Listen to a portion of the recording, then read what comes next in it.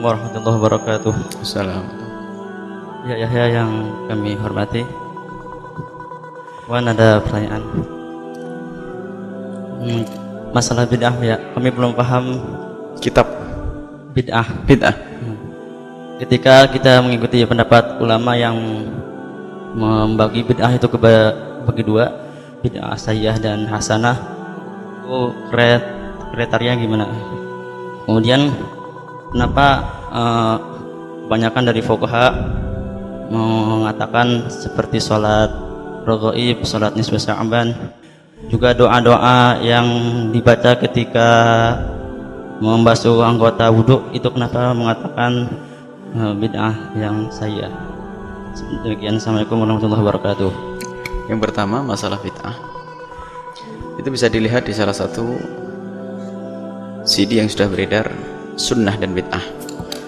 Cuman kalau sudah ditanyakan, bid'ah itu secara bahasa adalah sesuatu yang baru.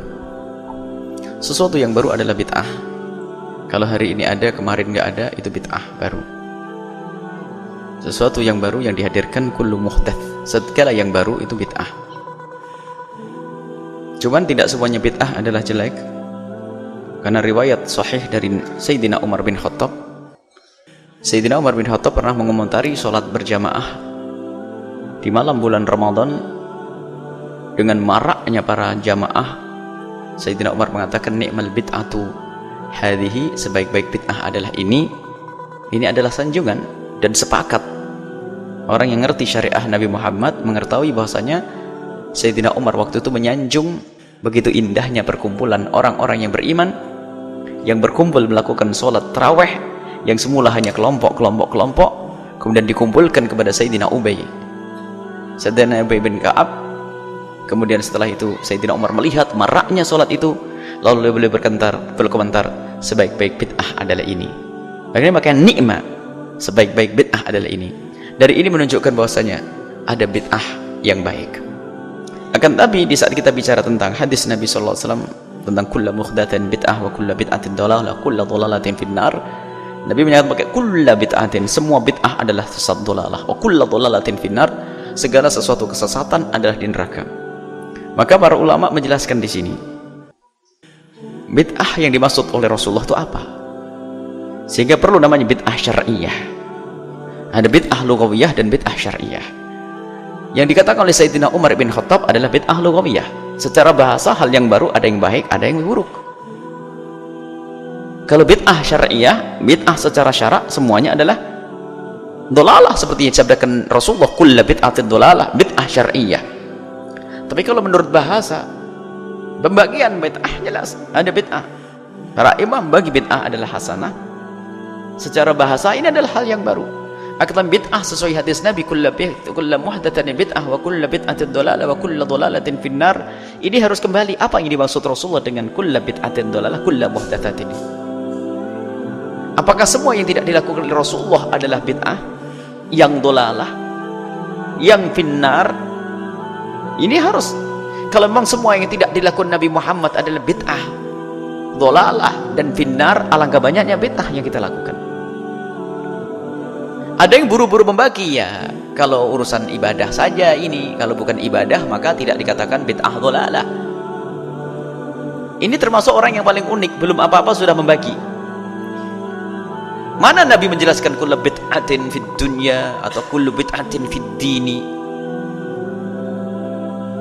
Nabi tidak membedakan antara bid'ah fid din di dalam urusan agama atau fid dunya urusan dunia. Nabi bilang kullu bid'atin.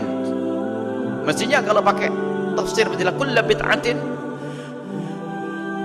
apakah itu dunyawiyah atau ukhrawiyah, diniyah atau dunyawiyah, adalah dhalalah. Mestinya begitu. Maka para ulama memahami daripada tek-tek hadis-hadis Nabi, sementara dipadu lagi dengan man sanna fil islami sunnatan hasanat lu. Ini kurang lebih nih. Sesaat mengatakan kullu bid'atin dhalalah, segala yang baru adalah sesat. Tapi Nabi tiba-tiba berkata man sanna, barang siapa yang membuat. Ini gimana? Hanya kalimatnya beda.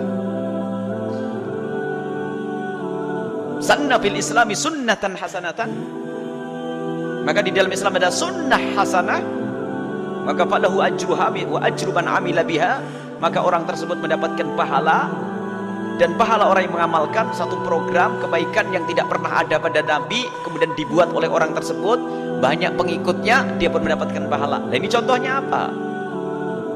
Man sanna fil islami sunnatan hasanatan.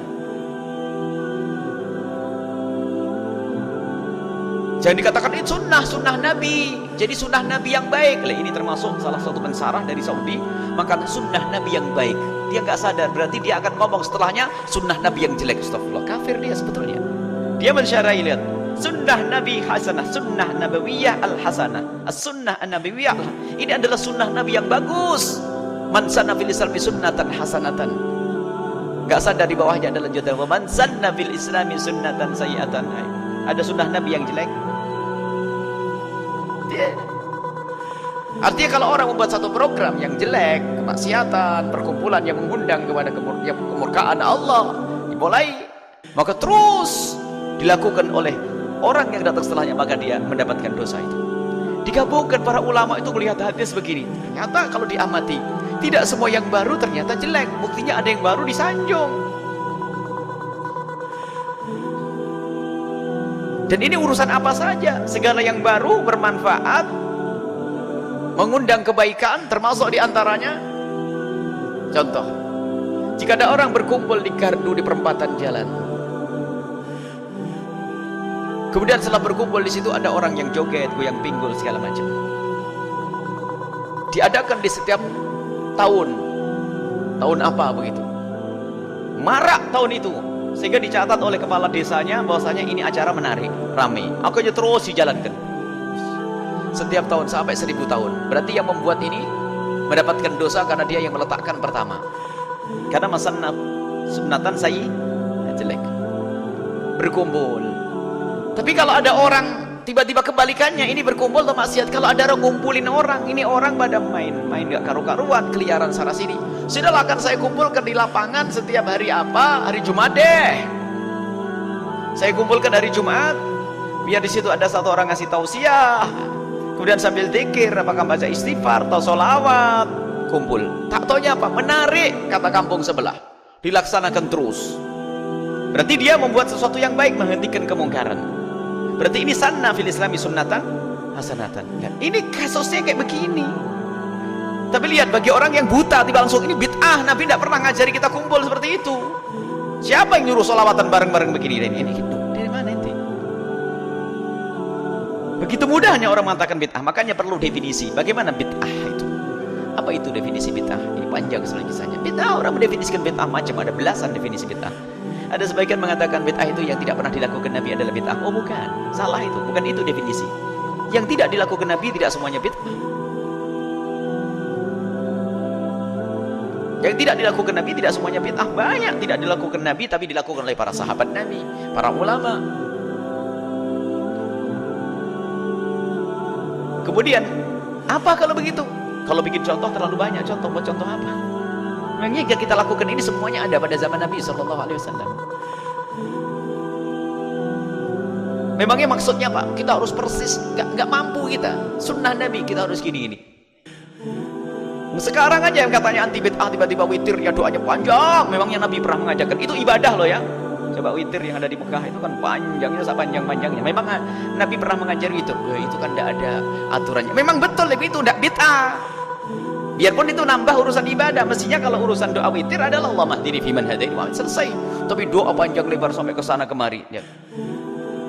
Itu juga ibadah. Ayo, tidak dikatakan bid'ah. Jangan sampai kita mengatakan bid'ah karena saya tidak senang maka saya katakan bid'ah. Kalau saya senang tidak bid'ah, itu hawa nafsu. Jadi ada definisi bid'ah itu kayak apa? Ulama mendefinisikan bid'ah bermacam-macam. Di antara yang mengatakan bid'ah itu thariqatun fid dini, dikhususkan kepada agama, bukan urusan dunia. Dikhususkan agama, kenapa? Karena pembahasan adalah agama untuk dihukumi bid'ah. Kalau selain itu adalah halal haram. Orang membuat perkumpulan untuk disco adalah haram, sudah nggak usah disebut bid'ah duniawi. Tapi urusan agama yang sangkut pautnya dengan agama, maka thariqatun fid dini, orang membuat cara di dalam urusan beragama. Mukhtara'atun yang dibuat-buat, tidak ada contoh dari Nabi SAW. Artinya mukhtara'atun tidak dikembalikan kepada firman Allah tidak bisa, kepada hadis Nabi tidak bisa, biarpun dalil umum. Tapi kalau masih bisa dikembalikan secara umum boleh. Contoh, zikir bersama itu ada bimbingan dari Nabi loh. Karena ini kan pertanyaan aneh. Kalau kembali kepada definisi thariqatun fid dini, cara beragama, beribadah, zikir. Mukhtaratun, diada-ada, enggak pernah ada contoh dari Nabi. Maknanya apa? Bukan Nabi mencontohkan itu, tidak. Akan tapi maksudnya kita itu sunnah Nabi itu secara umum Nabi mengizinkan. Secara umum ada namanya dalil am, ada dalil khos, ada am. Jadi kalau bisa umumil adillah, kalau bisa masuk dalil am, misalnya yadhkurunallah qiyaman, untuk berzikir kepada Allah, atau dalam hadis Nabi sallallahu alaihi wasallam, innallaha wa malaikatahu yusholluna 'alan ya ayyuhalladzina amanu shallu, berselawatlah kalian. Ini adalah enggak ada ketentuan berselawatlah kalian harus sendiri-sendiri, enggak ada. Tidak juga keterangan soal berselawat kalian harus bareng-bareng, enggak ada. Shallu, bahkan kalau muqtada ad-dhamir, kalau tuntutan dari dhamir bunyinya shallu, ya berselawatlah kalian, ya bareng-bareng kalau gitu bareng. Tapi ternyata tidak ada. Ulama dari dulu enggak ada yang menentukan zikirmu tuh harus bareng-bareng atau sendiri, enggak ada. Akhirnya suka-suka. Kalau zikir sendiri mah enggak, zikir bareng enggak. Tiba-tiba ada orang muncul, zikir bersama adalah bid'ah. Padahal bagaimana dikatakan mukhtaratun, enggak ada. Al-Qur'an mengatakan shallu, berselawatlah kalian. Tudohi syariata, untuk menandingi syariat. Artinya apa? Tidak ada di dalam syariat untuk menandingi syariat. Contoh, sholat subuh 2 rakaat, lagi seger-segernya kok 2 rakaat, saya akan nambah 2 rakaat lagi jadi 4 rakaat. Ini mengada-ngada, tidak ada tuntunannya, dilarang. Ini adalah bid'ah. Yuqsadu bisuluki 'alaiha, tujuannya adalah untuk berlebih-lebihan. Berlebihan, tidak puas dengan apa yang datang dari Nabi, saya harus buat. Itulah kurang ajar. Apakah ada orang-orang yang melakukan selama ini kayak maulid dan sebagainya itu, lalu mengatakan sahabat Nabi kurang hebat karena Nabi tidak pernah maulid Nabi? Tidak pernah. Nabi tidak perlu maulid Nabi karena setiap hari melihat Nabi, mencintai Nabi, berjuang dengan Nabi. Lah ente yang gak pernah berjuang dengan Nabi. Bahkan di rumah kita pun tidak kenal Nabi, maka perlu dikenalkan Nabi, maulid Nabi, menyebut nama Nabi, kenalkan anak-anak kita kepada Nabi. Bagaimana seperti ini dikatakan bid'ah? Jadi ada bid'ah itu dhalalah, ada bid'ah hasanah, ada bid'ah yang sampai dikatakan nanti hukum bid'ah itu. Secara bahasa itu ada bermacam-macam, ada bid'ah yang namanya wajibah, ada bid'ah dan seterusnya. Ini kembali kepada bahasan bid'ah yang panjang lebar. Intinya adalah apa? Hanya orang yang lidahnya itu memang lidahnya nasib untuk mencaci orang, dikit-dikit mengatakan bid'ah, tidak mau bertanya kepada yang bersangkutan. Apa hujahmu wahai ustaz? Membaca surat Yasin kok jadi bid'ah, itu dari mana hujahnya? Ente yang bid'ah, membid'ahkan sesuatu amalan baik. Ente baca kulhu boleh, sudahlah. Kalau tidak mau kelompok Yasinan, kelompok Baqarahan saja kalau mau sana. Memang salah. Tidak ada larangan kalau kita baca Al-Quran 1 ayat, 2 ayat, 1 surat, 1 surat. Tidak ada larangan. Tidak ada dilarang kamu membaca Al-Quran hanya surat Al-Baqarah saja. Orang bisanya Al-Baqarah. Kok tiba-tiba menjadi bid'ah, amal ibadah menjadi bid'ah? Amalan Yasinan bukan dari Nabi, keke amal Yasin bukan Nabi. Membaca Al-Quran perintah dari Allah. Al-Quran Yasin, Yasin Al-Quran. Macam-macam bid'ah. Itu adalah orang sakit. Dan ada definisi bid'ah secara detail tentunya waktu yang cukup untuk menjelaskannya. Jadi ada bid'ah hasanah, ada ikut definisi. Setelah definisi, nama ada mukhtarazatnya. Apa yang keluar dari definisi ini? Definisi kul thariqatun fid din mukhtaratun tuqdahi syari'ata yuqsadu bisuluk 'alaiha al-mubalaghatu fi ta'abbudi, itu dirinci oleh para pakarnya. Baru nanti ternyata bagaimana, apakah tawassul bid'ah? Ya enggak bisa karena ada hujah, ada contoh dari Nabi. Kalau masalah hadisnya tidak sah, ini masalah khilaf. Masalah pentasih hadis bukan harus serta-merta bid'ah. Sehingga bid'ah menurut si A tidak bid'ah menurut B, tapi menurut ente. Ente tidak ngerti ilmu hadis, jangan ikut nyaci maki. Baik, adapun masalah misalnya sholat raghaib, sholat nisfu Sya'ban dan sebagainya, Imam Ghazali menetapkan di dalam kitab Ihya-nya. Akan tapi ketahuilah, sebagian para ulama mengatakan tidak ketemu riwayat-riwayatnya, sehingga Imam Ghazali sebagai hujjatul Islam, yang dikatakan sebagai hujjah itu dalam ilmu hadis, yang sudah mencakup hampir semua ilmu hadis ada di otak beliau.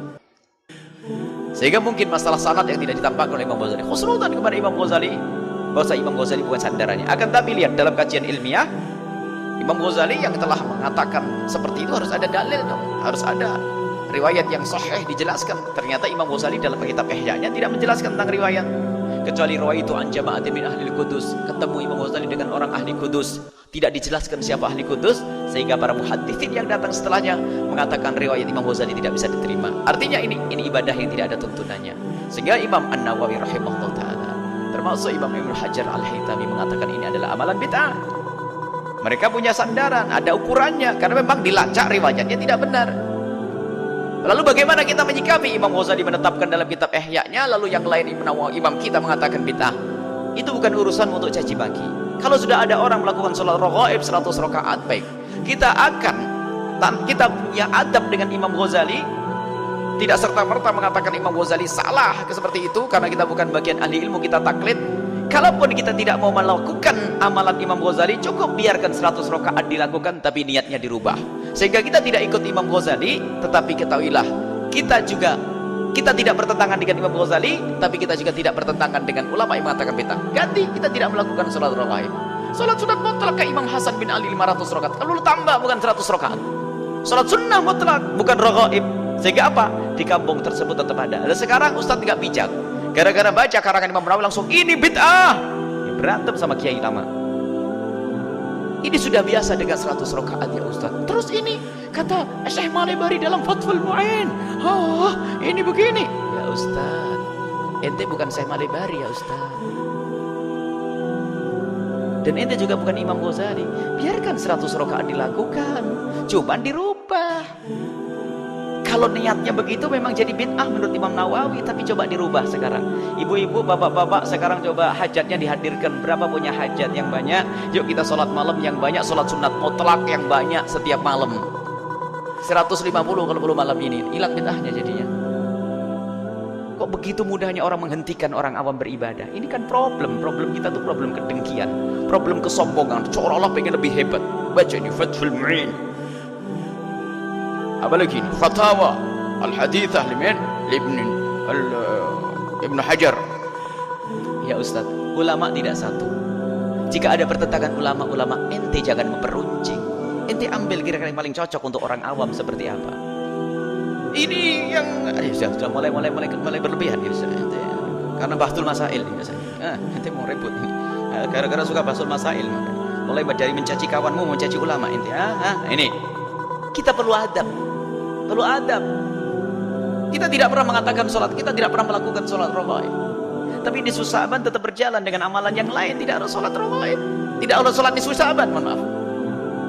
Tapi sholat yang lain, yang mulai sholat tasbih, sholat ini sebanyak-banyak, kalau perlu 1000 rakaat. Tapi kita juga tidak berani mengatakan atas dasar perkataan Malebari itu bid'ah. Jangan katakan seperti itu. Jadi ada bagaimana sesuatu bid'ah menjadi tidak bid'ah. Termasuk dalam transaksi dari riba menjadi tidak riba adalah urusan niat.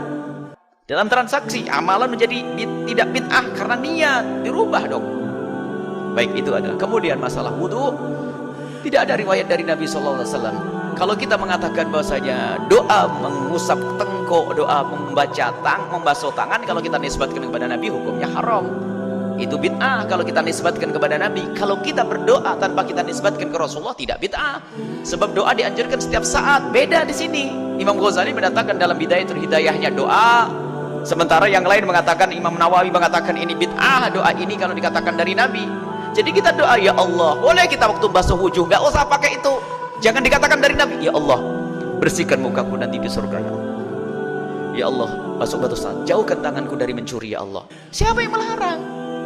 Tapi jangan ngomong doa ini dari Nabi. Kalau kita mengatakan doa ini dari Nabi, makanya ini adalah iftira Allah Rasul ketiba, dusta atas nama Nabi. Falyatabawa maq'adahu minan nar. Cukup berdoa, doa apa saja, sesuap nasi doa boleh, tetap bismillah ya Allah, semoga doa, gini doa kapan saja boleh. Jadi kita bisa jelaskan dan bisa jelentrehkan sehingga kita tidak mudah masuk di dalam caci maki kepada orang lain. Allah a'lam bishawab.